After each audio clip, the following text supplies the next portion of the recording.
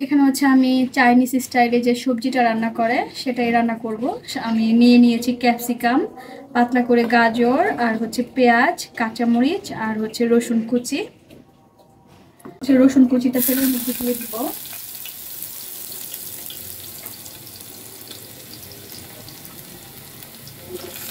অনেক কিছু রান্না হবে বাসায়।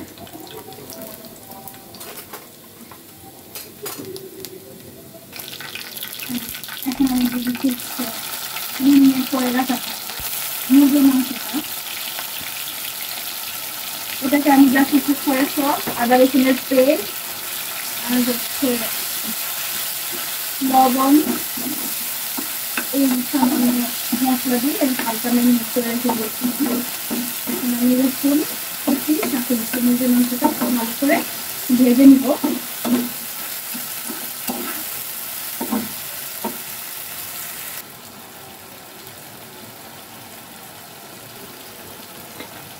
মুরগির মাংসটা ভাজা হয়ে গেলে দেন এখানে আমি সবজিগুলা দিয়ে দিব। চাইনিজ যে আমরা ভেজিটেবলটা খাই সেটা কিন্তু আপনার একেবারে সিদ্ধ করা যাবে না, হালকা একটু সিদ্ধ হবে, বাট এমন হবে না যে একদম সিদ্ধ করে গলে গেল, এই টাইপের করা যাবে না। সবজিটা একটু মানে কালারটা যাতে নষ্ট না হয় আর কাঁচা কাঁচা থাকে সেই দিকে খেয়াল রাখতে হবে। তো আমার মুরগির মাংসটা প্রায় ভাজা হয়ে গেছে। এখন আমি এর মধ্যে দিয়ে দেবো কেটে রাখা গাজরটা।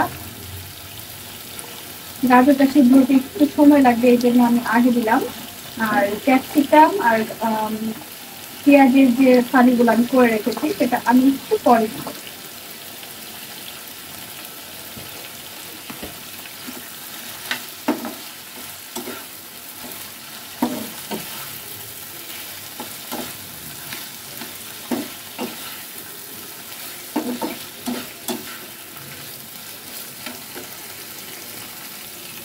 এখন আমি হচ্ছে এই যে কেটে রাখা পেঁয়াজ আর ক্যাপসিকাম সাথে কিছু কাঁচামরিচের ফালি সেটাও দিয়ে দিব।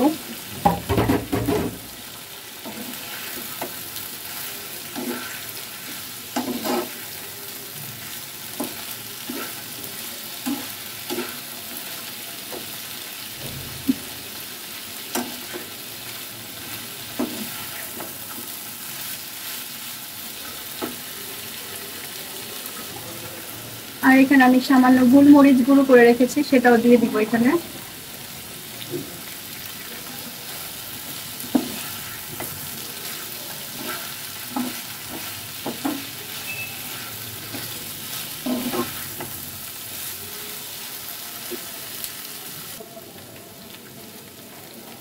সাথে দিয়ে দিব সামান্য সয়া সস।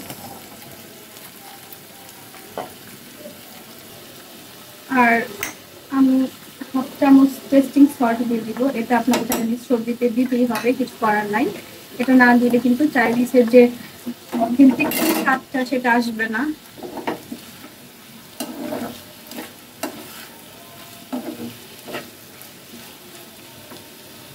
এখন আমি গুলিয়ে রাখা কর্নফ্লাওয়ারটা ধীরে ধীরে দিয়ে দিব। এটা কিন্তু একবারে দিবেন না, আপনার যতটুকু লাগবে সেই পরিমাণে একটু একটু করে দিতে হবে আর কি।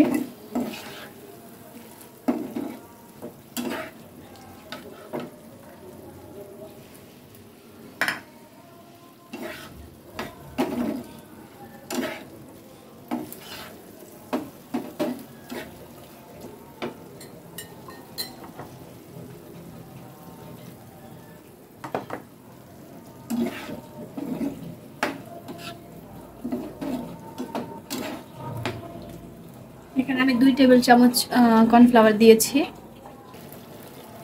আমার কিন্তু চাইনিজ সবজিটা প্রায় রান্না শেষ হয়ে গেছে, দেখতেই পাচ্ছেন ঘনত্বটা।